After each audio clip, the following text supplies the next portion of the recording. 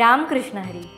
रुग्णसेवा हीच ईश्वर सेवा हा ध्यास अखंडपणे मनामध्ये बाळगून सेवा देणारं डॉक्टर भाऊसाहेब सरदेसाई तळेगाव ग्रामीण रुग्णालय आणि माईर्स MIT मायमर वैद्यकीय महाविद्यालय तळेगाव यांच्या प्रांगणात नुकताच कीर्तन प्रवचनांचा विशेष कार्यक्रम पार पडला. हा कार्यक्रम विश्वधर्मी प्राध्यापक डॉक्टर विश्वनाथ कराड सरांच्या संकल्पनेतून साकारलेला. हा कार्यक्रम या कीर्तन विश्व या मालिकेद्वारे विश्वशांती दर्शन या वाहिनीच्या माध्यमातून आम्ही आपणाकरता घेऊन आलो आहोत.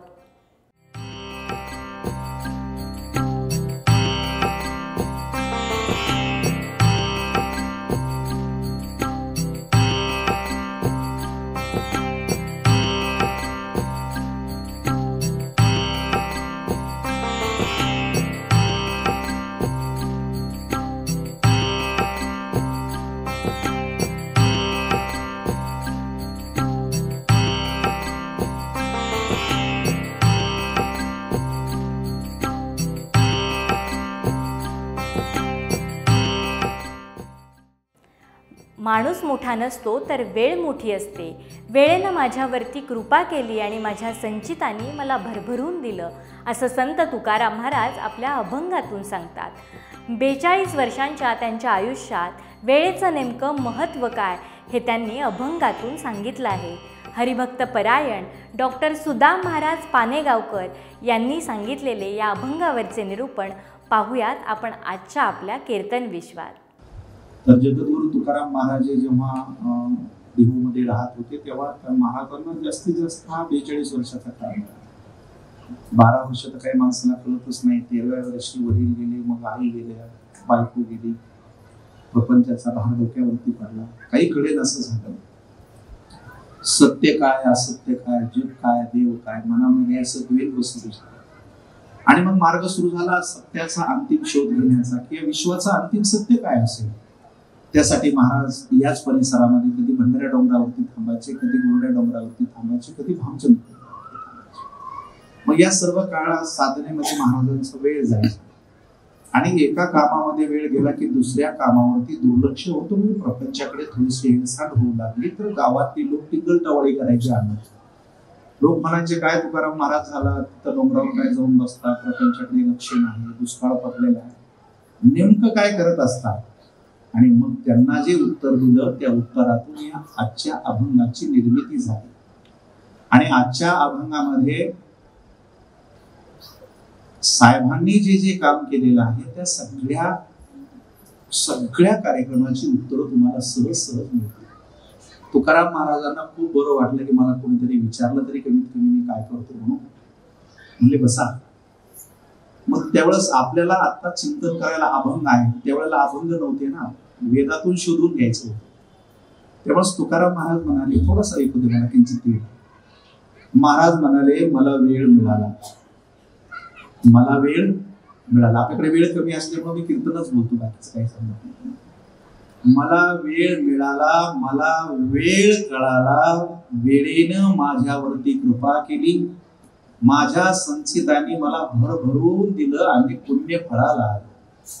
मी वारकरी संप्रदायात साधू संतांवरती विश्वास ठेवून नुसता चालत राहिलो आणि या सृष्टीचं अंतिम सत्य असणाऱ्या पांडुरंगाचं मला संतांच्यामुळे दर्शन झालं. ज्या दिवशी मला दर्शन झालं त्या दिवशी दारिद्र्य मला सोडूनच गेलं.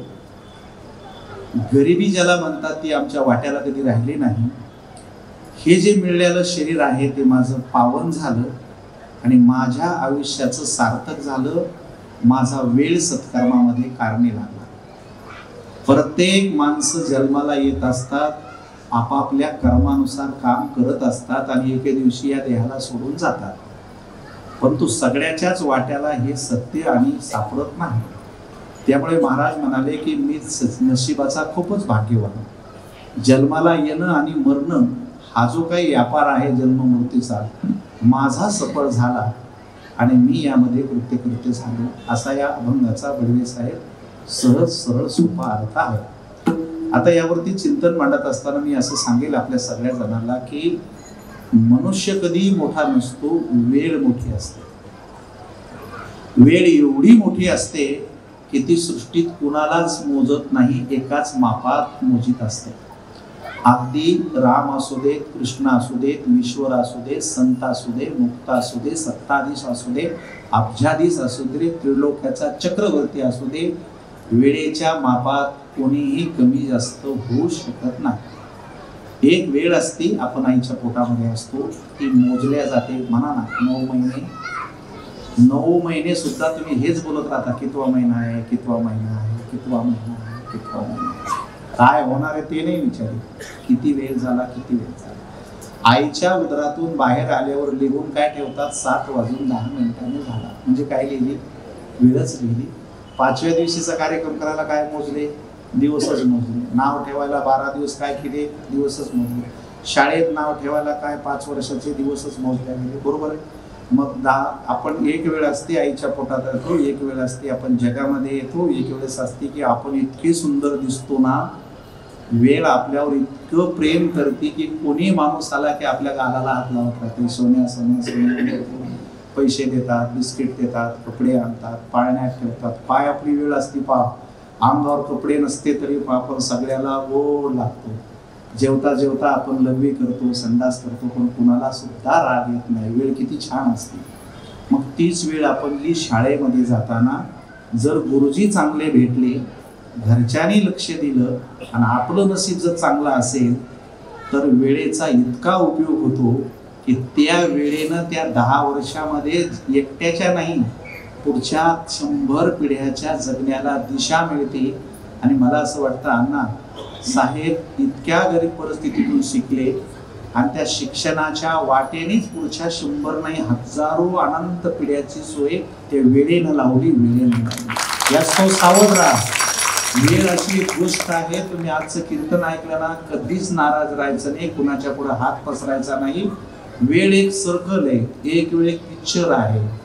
आता मी जो वेळ घातलाय तोच मला रिपीट होऊन भोगायला येतो. म्हणून कोणी काही येतं आणि आपल्याला देतं हे या कीर्तनातून डोक्यातून काढून टाकायचं. आज आपण दिवसभरात जेवढी कर्म केली ती सगळी कर्म आपली संचितामध्ये जमा होतात आणि संचित आपलं देह संपला की ती प्रारब्धाच्या रूपाने आपल्याला परत भोगायला मिळतील. म्हणून तुम्हाला गाणं माहिती आहे, जैसे ज्याचे कर्म तैसे फळ देतो रे ईश्वर. अशी कोट्यावधी माणसं जन्माला येत असतात, आपापल्या पद्धतीनं काम करत असतात, संपूनही जातात. पण डॉक्टर विश्वनाथ कराडकराव साहेबांसारखी जी व्यक्ती आहे ती कोट्यावधीत एखाद्या वेळेस युगायुगात जन्माला येते, पुन्हा पुन्हा नाही, पुन्हा. जी देणगी असते जीवनाची ही वेळेची देणगी. कोणाची देणगी? वेळ तुमच्यावरती इतकी बहाल झालेली आहे. आता बोलता बोलता तुम्ही बोलत होते, आप ये बता रहे थे लोगों के कि डॉक्टर साहब ने कई जन्मों का पुण्य किया, ये जन्म का उनका सत्कर्म का फळ आहे. बडवे साहेब पण म्हणत होते की साहेबांच्या या जन्माचं हे फळ आहे. असं नाहीये, मी आज तुम्हाला सांगतो त्यांचं कितीतरी जन्माचं हे फळ आहे. एका जन्मात कसं होईल हे सगळं होतात नाही. म्हणून आपल्याला जे मिळतं ते आपल्या संचितात असतं. कुठं असतं? संचितात. मग आता माझ्याकडे सरळ बघायचा, आपण चांगलं काम केलं की आपल्या इंद्रियांना, डोळ्याला, कानाला ते सगळं झालेलं काम रात्री 12 वाजता चांगलं काम उजव्या कानाच्या पाठीमागे जाऊन पेले स्टोअर मध्ये स्टोअर होतं. इथे एक जागा आहे, ऍप आहे. असं चांगलं केलं की इकडे जाऊन बसतं, वाईट केलं की इकडे जाऊन बसतं. इथं दोन्हीकडे ऍप आहे, त्याला ओरा असं म्हणतात, आभा असं म्हणतात. आपण केलेलं कर्म कधीही नष्ट होत नाही. नमे कर्म फले स्पृहा. कर्म अशी कहाणी विचित्र आहे की ती भोगल्याशिवाय काही केल्या संपत नाही. यास्तव आजच्या कीर्तनात सावध राहा. आपण आता जो वेळ घालवला हाच वेळ आपल्याला रिपीट येत होतो. काय येतो? म्हणून लोक म्हणते जुन्या काळामध्ये जे या हातानं पेरलं तेच उगवत असतं, आपण जे केलं तेच मिळत असतं. साहेबांनी या जन्मात नाही तर 100 जन्मात निष्काम पुण्य केलं होतं आणि त्या निष्काम पुण्य करत असताना साहेबांच्या संपूर्ण जीवनाचा जर इतिहास जर बघितला तर माझ्या साहेबांचं, माझ्या गुरुदेवांचं जीवन इतकं पवित्र आहे की कुठलंही कोट केलं तर काही कोप सापडेल असं कधी घडणार नाही. याला निकोप जीवन म्हणतात. काय म्हणतात? निकोप जीवन. दुसरी गोष्ट अशी आहे हे सगळं काही जरी तुम्हाला दिसत असलं तरी ते त्यांच्या निष्काम कर्माचं फल आहे. मला स्वाभिमान वाटतो माझ्या गुरुदेवांचा की त्यांच्या जीवनात कुठल्याही प्रकारची आसक्ती नाही, कुठलाही स्वार्थ नाही. स्वार्थी माणसं अशी कामं करत असतात का? स्वार्थी निस्वार्थीपणानं त्यांच्याकडून ते घडत असतं. म्हणून आजचं कीर्तन ध्यानात ठेवायचं तुम्ही सगळ्या जणांनी की आपलं लय मोठं पुण्य आहे. सुचित्राताईंनी किती पुण्य केलं असेल पोटी जन्माला, कितीतरी पुण्यच केलं असेल. कारण आज आहे का, कुणाच्या पोटी जन्माला जायचं ही वेळ ठरवते, कोणत्या कुळात जन्माला जायचं हे देवच ठरवतो, कोणत्या देशात जायचं ते पण देवच ठरवतो, किती दिवस ठेवायचं पण देवच ठरवतो ना. रोज गर्भपात होते, प्रेग्नेंट झाली की दुसऱ्या महिन्यात गर्भपात होतो, तिसऱ्यात होतो, चौथ्यात होतो, पाचव्यात होतो, सहाव्यात होतो, सातव्यात होतो, आठव्यात होतो, नवव्यात होतो, रोज मरते की नाही माणसं. मग हे कोण करतं? हे सगळं वेळ करते. वेळ त्याला एक दिवस सुद्धा ठेवत नाहीये. अशी जगात बाहेर आले की डोळे उघडले, माईचं तोंड पाहिलं की जातात ते सगळेजण. हे सगळं नशिबाचा भाग आहे. नशीब कुठं असतं माहितीये का? इकडं जाऊन पडलं ते दोन्ही मरून असं दोन्ही भोवईच्या मध्ये येत असतं. म्हणून लोक त्याला म्हणते दैव, नशीब. शिकलेले लोक म्हणतात अदृष्ट, भागवतकार लोक शिकलेले आणखी म्हणतात प्राक्तन. आणि जेवढे देव न मानणारे स्टार लोक आहेत का ते त्याला गुड लक म्हणते आणि वाजलं की बॅड लक म्हणते. भाषा बदलली, बाकी सगळं तेच आहे. क्रिकेट जिंकला की गुड लक म्हणते आमचं नशीब, आणि काढला कार्यक्रम की आमचं बॅड लक म्हणते. पण हे सगळं खरं इथंच आहे. त्याला आपण दैव असं म्हणूया. आणि ही दैव नावाची जी गोष्ट आहे ती आपल्या कर्मानं मिळत असते. कशात मिळत असते? बाप नशिबात असला तोच भेटतो, माय नशिबात असली तीच भेटती, नवरा नशिबात असला तोच भेटतो, बायको नशिबात असली तीच भेटती, अंगावरचे कपडे सुद्धा नशिबानं भेटतील, अहो रस्त्यावरची एसटी सुद्धा नशिबानं भेटती. असा माणूस इमानदार असतो, पाठीवर जातो, माणूस भाविक असतो, पण गाडी अशी भरून येते की एकही गाडी उभी राहत नाही. नशिबाची पांढरे हेच घरी वापस येते. एखादा माणूस इतका काहीच काम चांगलं करत नाही, गाडी असते 9 वाजता, हे जातो 8:30 वाजता, अख्खी गाडी रिकामी येते, झोपून जातो. काय म्हणावं त्याला? नशीब म्हणावं. काही माणसं असे आहेत त्यांचा जन्म गेला पण त्यांच्या हाताला सायकल सुद्धा लागली नाही. कशाचा भाग येतो? नशिबाचा आहे. म्हणून लिहिलेला आहे दाणे दाणे पे लिखा है. म्हणून तुम्ही आज शांत राहा. हे कशाचंच फळ नाही बाबा. 100 जन्मात निष्काम कर्म केलं ते हे आहे. मी नाही बोलत तया सर्वात्मका विश्वारा सो कर्म कुसुमांची विरा पूजा केली हो या पारा तोषा लागी. ज्यांचं कर्मच जे सत्कर्म असतं ते सत्कर्म अशा कॉलेजच्या रूपानं, घाटाच्या रूपानं, मंदिराच्या रूपानं विश्वाचा आकार घेत असते. कारण ते कर्म वेळ त्यांना मजबूर करत असते.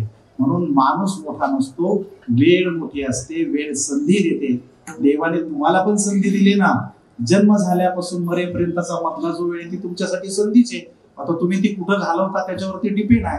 म्हणून माणूस मोठा नसतो, वेळ मोठी असते. तुकाराम महाराजांनी सांगितलं मला वेळ मिळाला पण मला वेळ कळाला. आपल्याला वेळ मिळाला पण आपल्याला वेळ कळालाच नाही. कारण हा गडराचा जो काटा पुढे जातो त्याला मागे जायचं कधी माहितच नाहीये. त्याच्यामुळे ज्यांनी वेळ सार्थकी केला त्यांचंच काम झालं. म्हणून महाराज असं म्हणतात स्वर काळ सार्थक केला त्यांनी धरिला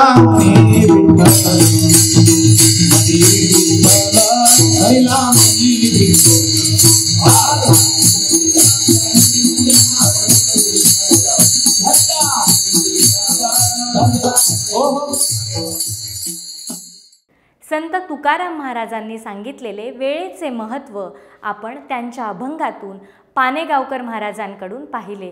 भेटूयात नव्या भागात एका नव्या अभंगासह. तोपर्यंत नमस्कार. महाभारतामध्ये श्लोक तयार झाला, तू क्या बलवान तेरा समय बडा बलवान. आपण नाही आलो कीर्तनाला. आपली वेळ आहे. सध्या पायानं चालता येते, मांडी घालून बसता येते, हातानं टाळी वाजवता येते. म्हणून कीर्तनाला येत जा. एक वेळ अशी येईल इच्छा वाढेल पण चालता येणार नाही, इच्छा होईल तर टाळे वाजवता येणार नाही, तोंड उघडायला जा तर नुसती हवाच येईल. कारण तुम्हाला वेळ मदत करणार नाही. कारण जेव्हा दिली होती तेव्हा वाया घातली.